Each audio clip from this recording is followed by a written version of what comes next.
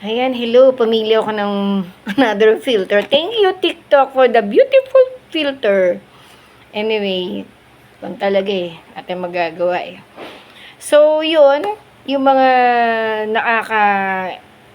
naagulat namin mga kwento ng aming history ng pamilya namin, hindi yun minamasama.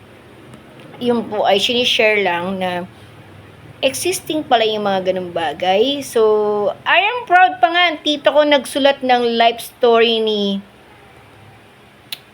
surprise. Basta na-donate yun. Na-donate po yun. Kaya, bilib na bilib ako sa tito ko. Doon ako natuto mag-English. Saka tumula, magbasa ng poetry. Kasi ganda ng mga libro niya. Talaga, grabe. I'm proud of it. Na I have a auntie na sister ng mother ko, ganon.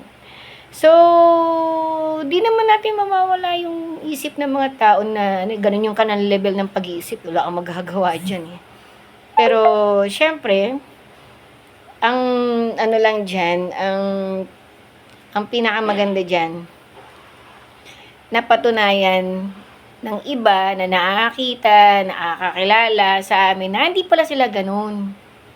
May taga-report na, di ba? May taga-sabi na, hindi pala sila ganun. Ako, na-hold up ako.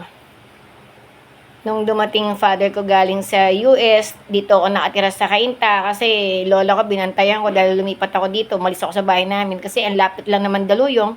Plus yung lola ko may sakit. Kaya nag-decide ako na malis na doon kasi natotoxican ako doon sa lugar saka congested saka nagguguluhan ako. Ayoko kasi actually gusto ko yung medyo yung kalmadong lugar, ganon.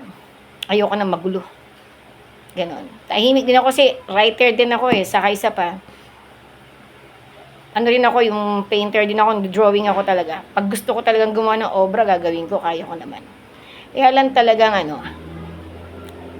hindi naman ako yung tipo na ayoko na may show up lahat.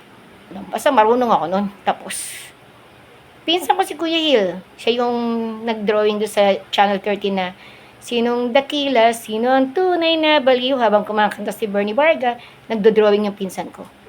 And I'm proud of it na yung family namin matitino.